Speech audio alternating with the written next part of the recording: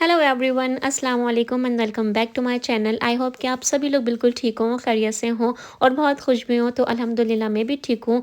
और आज है जनाब हमारा ट्यूसडे की मॉर्निंग है। और वीकेंड हमारा काफ़ी बिजी गुजरा क्योंकि यहाँ पे वेदर बहुत अच्छा था, तो अच्छी खासी आउटिंग हो गई थी। और संडे के दिन भी हम लोग बाहर चले गए थे। मंडे के दिन थोड़ा रेस्ट किया, एक्स्ट्रा थोड़ी कुकिंग करनी थी। और आज है मेरे पास मेरी लिस्ट में काफ़ी सारे काम, जिन्हें आप कह सकते हैं कि एक तरह से डीप क्लीनिंग मुझे करनी है। वैसे डीप क्लीनिंग पर मैं इतना बिलीव नहीं करती हूँ। मुझे जैसे ही लगता है घर में कोई भी चीज़ ख़राब हो रही है या क्लीनिंग की ज़रूरत है, तो मैं उसको फ़ौरन 1-2 दिन में ही क्लीनिंग उसकी कर लेती हूँ। जैसे कि मेरे रूम में मैंने यहाँ पर ये एक फ़ेक प्लांट्स हैं जो मैंने रखे हुए हैं, डेकोर के लिए हैं ये। तो मैं 2-3 दिन से देख रही थी कि इनमें मुझे काफ़ी सारी डस्ट नज़र आ रही थी। और जो प्लांट्स हैं उन पे तो कम थी, लेकिन ये जो मैंने वैस रखा हुआ है, जो गुलदान है, इस पे बहुत ज़्यादा थी। और अच्छा, देखने में दूर से तो इतनी नहीं लग रही थी, लेकिन जब मैंने ये जो प्लांट्स हटाए हैं और ये जो ग्लास का जो मैंने वैस आपको दिखाया है, तो उसमें इतनी ज़्यादा डस्ट और जाले लगे हुए थे कि मैं खुद भी हैरान हो गई। क्योंकि 2-3 दिन से हमारे पास वेदर अच्छा है, तो मैंने अपने बेडरूम की जो विंडो है उसको खुली छोड़ा हुआ था। तो ज़ाहिर है जब विंडो ओपन होती है तो बाहर से जब हवा आती है तो उसके साथ डस्ट भी बहुत आती है। जबकि हमारे जो विंडो है उसमें नेट लगी हुई है, जो बारीक वाली जाली होती है, जिससे मस्कीटोज़ वगैरह या इस तरह के जो बग्स वगैरह होते हैं अंदर ना आए। लेकिन डस्ट तो आपको पता है वो आ ही जाती है। खैर, तो आज सबसे पहला मैंने काम ये किया, नाश्ता किया था और हस्बैंड मेरे चले गए थे, कुछ मीटिंग्स थी उनकी। किचन सबसे पहले मैंने क्लीन किया और मैंने सोचा कि अब कुकिंग मुझे बिल्कुल नहीं करनी है। और सबसे पहले ये जो एक्स्ट्रा क्लीनिंग है, या फिर जिसे आप डीप क्लीनिंग भी कह सकते हैं, तो आज मैंने फुल सोच के रखा हुआ था कि आज ये सारे काम करने हैं। अच्छा, अगर आपके पास कोई भी फेक प्लांट्स हों या फ्लावर हों, तो उनको वॉश करने का तरीका बहुत आसान है। अगर मुझे लगता कि हल्की सी इसमें डस्ट है, तो मैं सिर्फ इसको रेगुलर कोल्ड वाटर से ही वॉश कर लेती। लेकिन इसमें डस्ट थोड़ी ज़्यादा लग रही थी, इसलिए मैंने जो डिश वॉशिंग का सोप होता है, उसी सोप से मैंने सिर्फ अपने हाथों की हेल्प से ही इसको अच्छी तरह से वॉश कर लिया। वॉश करने के बाद यहाँ पे थोड़ी सी धूप थी, तो मैंने जो हमारे घर की एंट्री का जो एरिया है, वहाँ पर मैंने इसको सुखाने के लिए रख दिया था। अच्छा, मैंने इसको सिर्फ 3-4 मिनट के लिए रखा, फिर मुझे याद आया कि यहाँ की जो धूप होती है ना, एक्चुअली वो बहुत स्ट्रांग होती है। मुझे लगा कि ऐसा नहीं कि इसका जो कलर है, जो प्लांट्स का जो ग्रीन अच्छा सा कलर है, ऐसा नहीं धूप की वजह से, सनलाइट की वजह से वो ख़राब हो जाए। तो लिविंग रूम का जो हिस्सा था वहाँ पे भी थोड़ी सी इंडोर के साइड पे धूप आ रही थी, तो मैंने इनको वहाँ रखा था। लेकिन ये बहुत जल्दी से ड्राई हो जाते हैं, बहुत जल्दी से सूख जाते हैं। तो उसके बाद मैंने इनको हल्का सा किचन टॉवल से वाइप कर लिया था और ये बिल्कुल साफ़ सुथरे, बिल्कुल क्लीन से हो गए थे। अच्छा, ये जो मेटल का जो वैस है, ये थोड़ा सा डीप है, तो इसकी लेंथ को मैनेज करने के लिए मैंने डिस्पोजेबल एक बोल सा है मेरे पास, एक कटोरी सी है, वो मैंने रखी है और उसके ऊपर मैंने इस वैस को रखा हुआ है। तो इसकी जो हाइट है ना, वो अच्छी तरह से ना मैनेज हो जाती है। इसके साथ साथ मेरे बेडरूम में जो मेरी नाइट स्टैंड है, वहाँ पर ही मैंने एक ये वाला जो आप प्लांट देख रहे हैं ना, ये भी फेक है, इसको रखा है। तो इसको भी मैं कभी कभार वॉश करती हूँ, क्योंकि इसके जो फ्लावर्स हैं ना, वो काफ़ी डेलिकेट से हैं, सॉफ्ट से हैं। तो मैं अगर इनको बार बार वॉश करूँगी पानी से, तो बहुत जल्दी ख़राब हो जाएंगे। तो मेरे पास ये वैक्यूम है डायसन, तो इसकी हेल्प से मैंने इनको पूरा डस्ट ऑफ कर लिया था। तो अगर आप लोग चाहें तो आप किसी भी डस्टर से या माइक्रोफाइबर क्लॉथ से भी इस तरह की जो डस्टिंग है ईज़िली कर सकते हैं। अच्छा जी, तो अब बारी थी ट्रैश कैन को वॉश करने की। वैसे तो मैं एवरी वीक वाइप से जो मेरा ट्रैश कैन है, मैं उसको बाहर से पूरा अच्छी तरह से वाइप कर लेती हूँ। लेकिन मैं 2 से 3 महीने के बाद इसी तरह से बाथटब में या अपने बैकयार्ड में ट्रैश कैन को रख के उसको अच्छी तरह से वॉश कर लेती हूँ। वॉश करने के लिए मैं यहाँ पे यूज़ कर रही हूँ जो मेटल के स्क्रबर्स होते हैं। जब वो पुराने हो जाते हैं, तो मैं उनको बर्तन धोने के लिए यूज़ नहीं करती हूँ। उसको एक बॉक्स में रख के मैंने अलग से स्टोर किया हुआ है। तो घर में जो इस तरह की क्लीनिंग होती है, जैसे ट्रैश कैन को वॉश करना है, और इसके अलावा जैसे फ्लोर के जो हमारे कॉर्नर्स होते हैं, वो भी अक्सर गंदे हो जाते हैं। तो या तो आप उनको ब्रश की हेल्प से वॉश कर सकते हैं, या फिर इस तरह के जो मेटल के स्क्रबर्स होते हैं, उनकी हेल्प से भी। जैसे यहाँ पे मैं आपको शो कर रही हूँ, यहाँ पे मैं अपना ट्रैश कैन जो है वो रखती हूँ। और मैं जब भी फ्लोर को क्लीन करती हूँ, तो उसको मैं हटा के ही करती हूँ। लेकिन फिर भी जब डस्ट वगैरह होती है, तो उस अजीब से ना एक मार्क से रह जाते हैं फ्लोर पे। तो इस वाले स्क्रबर की हेल्प से आप बहुत ईज़िली, रेगुलर मैंने सोप लिया था, उससे हल्का सा मैंने स्क्रब किया, फ्लोर बिल्कुल क्लीन हो चुका था। और ये वाला जो कैबिनेट का मेरा हिस्सा है, यहाँ पे ट्रैश कैन होता है।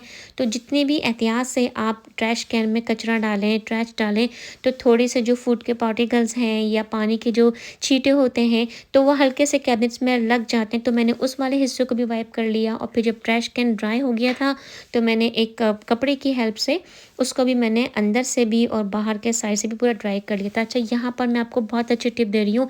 इस तरह से आप लोग भी अपने ट्रैश कैन की जो बेस होती है, जो ब्राउन पेपर होते हैं या न्यूज़पेपर होते हैं या किचन के टॉवल होते हैं, वो रख लिया कीजिए कि जब अगर एक्सीडेंटली हमारा जो बैग होता है प्लास्टिक का, ट्रैश कैन के जो बैग्स होते हैं, अगर वो लीक हो भी जाएँ, तो आपका जो ट्रैश कैन है ना वो ख़राब नहीं होगा। लेकिन अनफॉर्चुनेटली मेरे साथ आज उल्टा ही मामला हुआ था। जैसे मैंने आपको दिखाया कि मैंने बैग भी रखा था, ब्राउन जो पेपर का बैग आपको नज़र आया, उसके बावजूद भी आई डोंट नो किस तरह से जो ट्रैश कैन का बैग था वो लीक हो गया और जो नीचे का पेपर था वो भी बहुत गंदा सा हो गया था।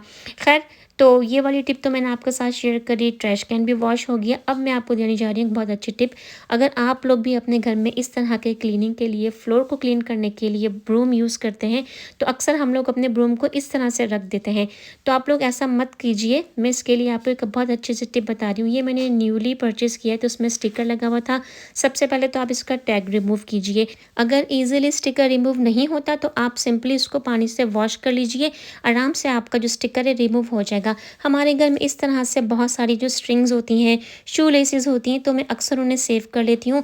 तो मैंने यहाँ पर ये स्ट्रिंग टाई कर लिए। आप इसकी जगह ज़िप टाई होते हैं, वो भी आप इसमें टाई कर सकते हैं। तो इसको टाई करने का मकसद ये है कि हम अपने ब्रूम को या झाड़ू को या इस तरह के जो मॉप होते हैं, बजाय हम उनको इस तरह से फ्लोर के ऊपर एक तरह से स्लाइड करके हम उनको रख देते हैं, तो उससे जो ब्रिसल्स होते हैं वो ख़राब हो जाते हैं। ब्रश के जो नीचे का हिस्सा होता है ये वाला, ये स्ट्रेट नहीं रहता, तो हमारी क्लीनिंग अच्छी नहीं होती। तो बहुत सिंपल सी टिप है, आप इसको किसी भी जगह पे आप इसको हैंग कर सकते हैं। जैसे मैंने आपको वीडियो में दिखाया, मेरे पास लॉन्ड्री का जो एरिया है वहाँ पर मैंने 2 या 3 हुक्स जो हैं वो वॉल पर अटैच किए हुए हैं, और अब मैं अपना जो ब्रूम है और मॉप है मैं वहीं पे हैंग कर देती हूँ। इसकी वजह से क्या होता है, जो ब्रश के जो ब्रिसल्स हैं वो ख़राब नहीं होते, ब्रश हमारा बहुत अच्छा रहता है, क्लीनिंग करना भी बहुत आसान हो जाती है। तो यहाँ पर ये ब्रश मैंने न्यू परचेज़ किया है, बहुत अच्छा है। आप देख रहे हैं कितनी बारीक-बारीक जो डस्ट है उसको भी बहुत अच्छे तरीके से ये फ्लोर पे से क्लीन कर रहा है।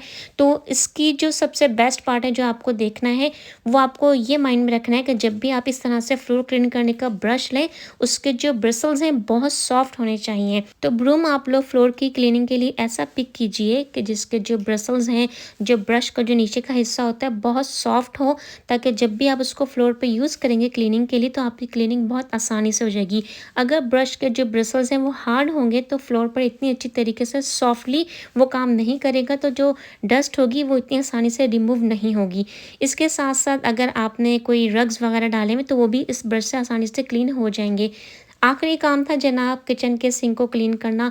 बहुत अच्छी टिप है, अगर आप चाहते हैं कि आपका किचन हमेशा क्लीन रहे और एक आप ही किचन में से क्लीनिंग की अच्छी सी वाइब्स आएँ, तो अपने किचन के सिंक को हमेशा क्लीन रखें। किचन का सिंक क्लीन होना बहुत बहुत ज़्यादा ज़रूरी है। जब भी हमारे घर में कोई मेहमान आता है या हम खुद भी होते हैं किचन में काम कर रहे होते हैं, किचन का काउंटर और किचन का सिंक हमेशा क्लीन होना बहुत ज़रूरी है।